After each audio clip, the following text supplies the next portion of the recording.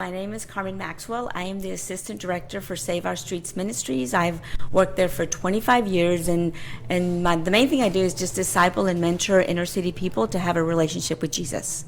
And how old are you? I am 57. 57. So we first met, I think, almost 10 years ago. Mm-hmm.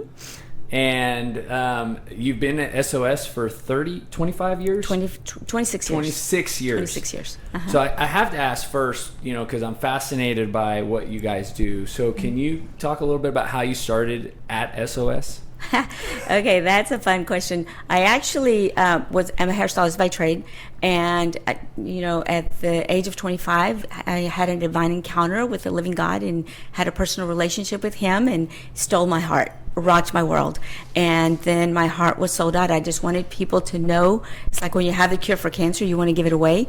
When you find the cure for the human soul, you want to give it away. And so there was a tent revival, and God's presence fell, and people started coming to Jesus, and God called me to disciple and mentor the teen girls and the women in that ministry, and it has been a love story ever since. And the impact today, is incredible. Yeah, we've built a center where 68% of the crime rate happens in our city, because we want to be walking distance to the people that we minister to, but we are open. Whoever wants to come, and we minister to those that God brings. And again, we want them to become productive members of society. And of course, the Word of God is the transforming power. We use the Word of God to bring truth and to bring healing and to bring direction to those that God brings into our path. Wow.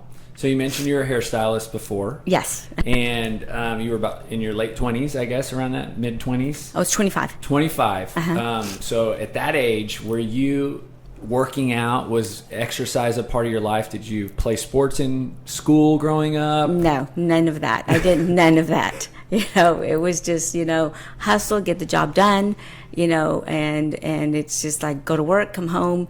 So there wasn't a whole lot of interaction in that. And, sometimes people, I think you think in 2020, and really the last, I would say 15 years, health has done nothing, fitness has done nothing but become more popular, common for people to get gym memberships. But was it like that for you? Like, did you feel in that time in your life that it was like, I'm missing this, I need to start doing this? Has health always been important? No, health has not always been important. But, I came to a really critical point in my life where I went through a really horrible divorce. My husband got a 13-year-old girl pregnant, and life got serious. And it affected, the thing that we have to realize is we're mind, body, and soul, and it affected everything about me. That downward spiral affected everything about me. My body started falling apart, literally.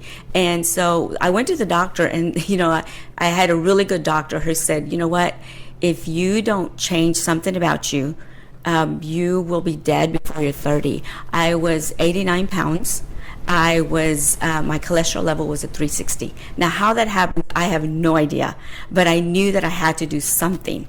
And so that's where my journey began. The light came on, and I was like, okay, I need to do something here. And so, so that's where I started, I started walking, running. I changed my eating habits, and again, just because you're thin doesn't make you healthy.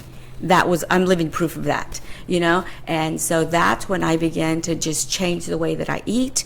I was, and changed and started running. I just started running by myself. At 89 pounds, you now understand how unhealthy you were. Yes. How did you get there? You mentioned mind, body, soul, and you mentioned the divorce, and you mentioned you were probably broken in a lot of ways. But how did you did you gradually lose a lot of weight? I've never been heavy, my whole life. I think I weighed 100 pounds when I was 20 years old. That was like, I weigh 100 pounds, so I've always been small, but I've never been healthy. This is probably the biggest I've ever been in my whole life. And so, but there's that thing about when you're healthy, you actually have something to give. You actually have something to give back.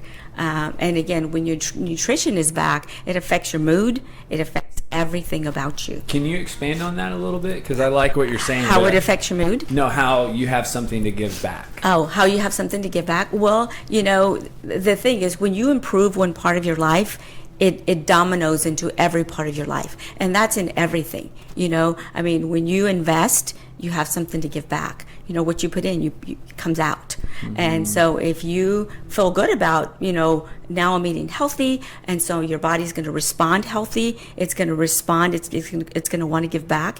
You're going to have more to give at the end of the day. You're going to be present.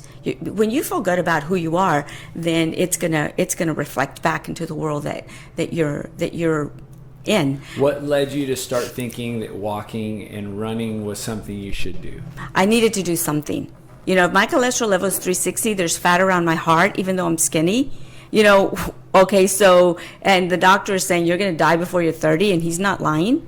And one of the things he did say, and I'm just going to throw this in there, he said, you hold in all of your emotions, and you need to start talking. You need to start bringing it out, and so that, and the power of forgiveness was really the key, the power of learning to forgive, and then learning to forgive myself, learning to love myself. And part of loving yourself is, again, mind, body, and soul, loving all of me. And so in loving all of me, that included my physical self, what I put into my body, whether it's verbal, whether it's emotional, whether it's physical, what I let out, and it's what's going to come out. Yeah, no, I love that. And I think, as you're speaking, it actually ties directly to what Jesus teaches, right? Like the health, like it's almost like he wasn't a personal trainer, right? But at the same time, or a nutritionist, but what he teaches feeds that area of your body. Yes, what the doctor was telling you that your body needed was in line with what you were probably learning as your relationship with him was growing too. Yes. So what happened after that? You start walking, running. You eat? You're eating better. Like how did this gradually improve? Just everything that I would added to me. I began to realize, if I got up early, it actually started, and again, it was a journey. It doesn't just happen, but I had a goal. And my goal was not, to have this amazing body or anything. My goal was, I want to survive. I want to live. I don't want to exist. I want to live. I want to live to the fullest. And so again, every time I added to one part of my life, it just wanted me to add to more and more and more. Growing in my relationship with Jesus began to affect okay, so now I want to, because I like the person I look in the mirror, I want to present my best self, give my best self to the world around me. And out of gratitude of all the good things that are happening in my life, I want to be able to present my best self even to God and to the world around me. I want to be able to say, and not only that, give that kind of hope to the world in the way that we present ourselves physically, spiritually, and emotionally, to say we want to be the change that we want to see. Was it, as you continued to give, right, towards that, towards your fitness, towards your health, was there a lot of challenges? Did you have moments you didn't want to do it? Did you have seasons that you just quit for months, years? Or were you just constantly just day at a time, laying one stone or one brick, Yeah. I mean, and again, it was like I marched off a course and thought, I can never do that. It was a 3-mile course because it was around my house, and that looked like forever. So I would walk, run, and then I was like, I'm not doing that again. But waking up the next morning thinking, what is my goal? How, and then just starting with 2 days a week, and then 3 days a week, and then I got to where I was doing 10 miles. Wow. And I was rocking it. To do a 5K, I'm like, whatever, let's just do that for fun, and so, and again, there was so much life that was coming into me. There was so much that was happening, again, spiritually, physically, emotionally. It's all tied together. We can't separate them. We can't separate them at all. And so as I was improving, the way that I was eating, the way that I was running and exercising, putting more of Jesus and the positive things, finding an outlet for healing and restoration. I mean, again, I was coming fully alive, and then it's an addiction. Yes. I want to stay fully alive, and so that has been my journey all along. And so then, the women that I ministered to, I was picking up women that were my story. It was the exact same story, and they were in this exact same position. And they were like, well, all of them, it's like, let's start eating healthy, let's start exercising, let's start filling ourselves up with Jesus. It was the same thing, because I wanted to give what I had received, because it's there. And one of our women, Megan Stanley, was in a really messed up place. Her story was kind of, just, again, that same kind of story. And so she, says, will you go with me? There's this free trial, and I was going to come to support her. I'm like, yeah, I'm going to go support you. I'm going to go. And of course, as she was wanting to say, I'm ready to give up, I was like, no, we're going, because I believed in what the possibilities for her, the healing that needed to happen for her, the story that was her story, and again, we saw a lot of restoration happen in her. But then I thought, but I really like this too. This is, I like I've never done weights before. I always thought weights were for people. I didn't want to look like the weight builders that were on steroids, of course, I'll never look like that, and that's not the goal, but the fun thing is that you realize that when you're stronger, again, it's just one more thing. When you're stronger, you feel better, and so it was just one more. So you've been on this, what I would call health journey, running, eating healthy, constantly doing ministry. You met Megan, who I remember very well, and she invites you to the gym for a week. I think we did a 2-week free trial. Yes, and she didn't want to come by herself. Wow. And so I thought, I'll come with you. No, and then so then you started, and okay, so you say a lot of times people think like this, even today, that if I start lifting weights, I'm going to get bulky. Mm-hmm. And you had that thought at first too.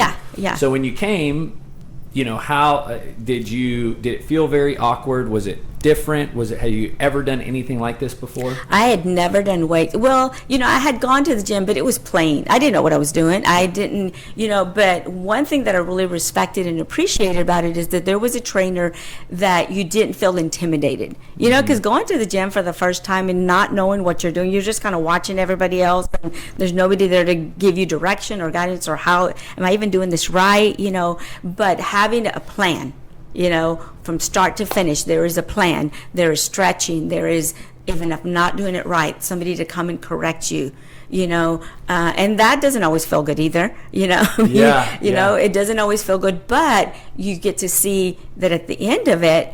I thought, me and Megan used to say that my favorite part is seeing the gym in the rearview mirror saying, I did that. Yes. I did CrossFit. Even the word sounds intimidating, yes.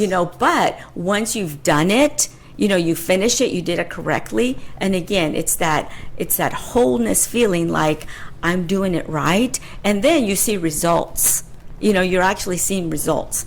And so, what was different from running, when you just ran compared to when you started doing, we'll call this, weights, cardio, strength training, all those things combined? Well, the difference is that you get a full body results. Running is good, and so you slim down, and you never have a gut. That's the fun thing about running is but everything else is just my arms were thin, but there was nothing there, Yeah. And so, again, it's not all about the looks, but then all of a sudden my posture is improving. I'm standing better. I'm sitting better. I'm actually, your whole body begins to feel like it's lining up, and that's what I begin to feel like. My whole body is lining up. And more balanced, more aesthetically balanced, but also strength balanced. And again, you look in the mirror, you're like, wow, wow, I can look like that at 50. Did you have moments in this journey kind of that you would say you were discouraged or challenged more than you'd like to be? All the time. all the time. But the fun thing is, even for life, I mean, life is that way. I'm challenged, I'm discouraged, but I can honestly say this: coming to CrossFit has taught me just finish it. Don't be a quitter, be a finisher. Finish what you've started. And so again, it all falls into line, mind, body, and soul. Be a finisher in life. Yes, life is hard right now, and I don't like where I'm at right now. I don't like, the hard relationships or the messy, because relationships are messy, and we're going to work through them. And what is the end goal?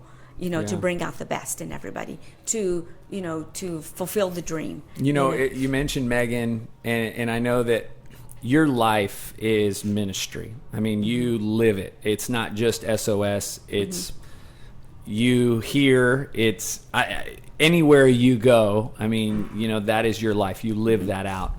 And I know that you've lived it out here at our gym. And can you tell me I want to hear about like the relationship component of what we do, which is the community component.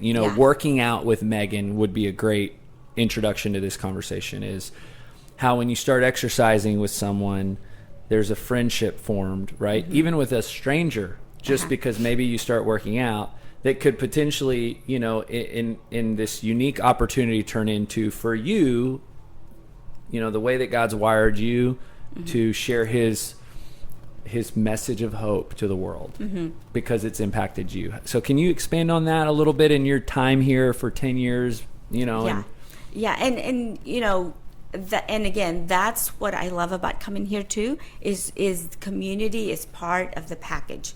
Running by myself was okay, get the job done, but we get excited about coming because we have friends here, we have family here, and you get to build family, wherever you go. But this actually provides, the platform for it, when, it's not about who's the best. It's like we're all working at this together. We are family, and as this family, you get to encourage and support and build up. And when you see somebody that's like new, and you already know, like, and I tend to want to go up to them and say, you're gonna feel hyperventilated when you first start and look at the board and think, I have to do 50 burpees today, or run 3 miles today, or whatever. And those are hard ones. They're not all that way, right? Well, what I have found out, really, the easy ones are not as easy if you give 100%. And learning to just give 100%, because you can kind of cruise and through life and just give 30%, but if you're willing to come to life and give 100% every single day, you learn to do that at the gym. You learn to do that with relationships. You learn to do that with your job. Just step into today and say, today, I'm going to give 100%. Yes. Was this radically different from before with working out kind of by yourself compared to now you're around people every time you work out? Yeah. Well, that's the encouraging thing, is that now you're not, we were never meant to do life as Lone Rangers. We were meant to do it in family. We were meant to do it in community. And so community brings life. That yes, I have to do 50 burpees, but look at everybody else is doing it too. And I get to encourage them, and they get to encourage me. And then we get to do high fives to say, well, maybe not now, but we get to do high fives to say, we did this together. Yeah. We all did this, and we're all becoming better people because of it. I like the model, creating better people. Building better people. Yeah, because we actually do get to do that, and then there's that support. And I love that at times when you see someone discouraged, that we have the freedom to just say, hey, because you've been working out together, you get to see them every day in their commitment, and so you can walk up to them, give them words of encouragement, maybe pray for them and encourage them, and to know that that's all part of building better people. Well, and you've done that for me. I there's been times that you've prayed for me, you've encouraged me, you've just, even when I feel, and it's always so timely. I think that's the unique part of it. What made me think of that is just yesterday, Alicia was working out in a class. She was having a really hard day. One of the ladies kept asking her if she was okay. This is another just awesome woman who's worked out here for 12 years. And 3 times, are you okay? And of course, Alicia, yeah, and at the end of the class, Alicia just weeps, and apparently she's like, I guess I'm not okay, so she encouraged her, she prayed for her. And I love how this creates that space. Yeah. And it doesn't mean it's going to happen every time you come. Yes. And it's not even that you're looking for it. But I think, one of the things that and it just could be, a daily commitment, whether it's in the gym or at the grocery store or at SOS, God, lead me to be a vessel for you, right? To speak life into others and be in tune with, because, and the world is needs encouragement. Mm-hmm. I mean, to be able to look at people and say, I don't know her story, but I sure can encourage her. Yeah. I sure can leave hope. And, talking about that, I remember that when your baby was in the hospital, and remember Kyle just, before the whole class started, we just took a time out. And he just said, hey, this is what's going on. Can we just stop and pray? And the whole gym just getting in a circle and seriously interceding, I mean, not everybody had to, but we were all on the same page. We were family, and one of our family members was hurting, and we were going to lock arms and engage and pray. And that was monumental for me. Yes. That was family. Yes, this is what family does. We support each other, and we're there for each other. Again, whether it's physical, spiritual, emotional, whatever, let's heal the whole person. Yes. Let's support the whole person. Yeah. And, to see it in action is so powerful. And for us, Chris Rea was here. He took a picture of it and he sent it to me. And it just, a lot of tears that whole time we were there, but that was just another moment of, and the tears were flowing in the gym. Yeah. To just say, hey, we love Charlie. Yeah. We love his family, and we support him. We're going to the one who can change everything. Amen. And he did. Yes. So I want to talk about doing CrossFit for a long time, because not many people can say they've done CrossFit for as long as you have, just because, it's, most people come into it later and has become more popular, but you've managed to just stay consistent. And there's, you might not even know this, but there's some bullet points to that. Like, how do you stay healthy, from getting injured?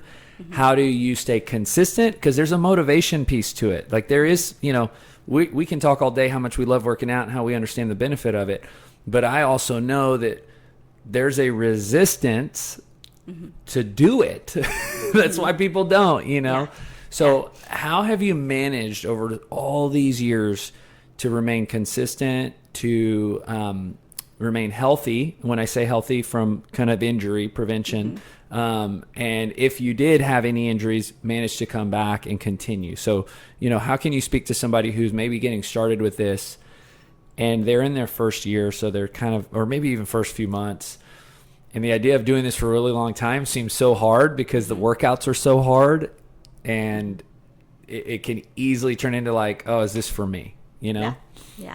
And I'm just going to put this one in for free. Yeah. But one of the funnest things for me, especially for all couples out there, bring your mate. That has been a real gift, in that me and my husband get up and we come here together. The drive here, the drive home, the challenge in between, watching my husband huff and puff, is just endearing to me. But we get to do this together, and it can be a really fun thing for, that we get to watch each other, challenge each other, and it's an investment in our marriage. Yes. That together, we get to do this together. And when he doesn't want to get up, I'm like, come on, let's go. And he does that for me more than I do that for him. Just come on, let's go. And so that's a really fun, part of do it together. Because that really invests in your relationship.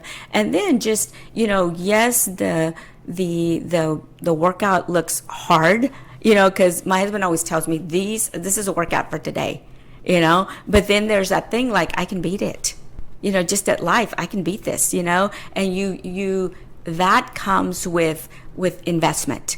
Just investing and being able to say, I've done it before, I can do it again. And then we take that into life. I've done it before, I'll do it again. And that's why we always look to people of wisdom, people who have gone further down the road, that have that it's in their belt. They've done it before. They've been there. They've consistent, and that's not going to come by doing that one time. It's time after time after time after time. And those are the people we go to for advice. Those are the people we go to when we need. We look down the road and say, well, look, they've done it. But they didn't get there by just going one time. Health doesn't get there by doing it one time. It becomes a lifestyle. Knowing that if I live this way, it's going to produce this kind of life. And I stay in that track because I love my life. I love where God has taken me. I love, the health, the joy, the hope, the passion, the excitement about life. If I'm going to be here, I'm going to make it count. Yes. So let's make it count. Am I going to, it's not going to be half-hearted. Let's go at it 100% every day. Yeah. And if one day I only have 70% to give, then I'm going to give 100% of that 70. But I'm still going to show up. Yes. I'm still going to show up for life. I'm still going to show up to make it count. So Steve came on later. You had been coming for a really long time.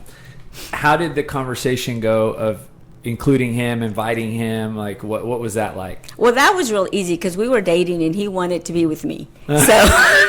So that's real easy. If you want to be with me, then come on. That's right. And I could tell that it was very intimidating for him, But now it's so fun because we'll have conversations. My husband's a scientist. He's finding a cure for cancer. He's got a lot to talk about, But he wants to talk about CrossFit. Oh. He wants to talk about the results and that he's doing CrossFit.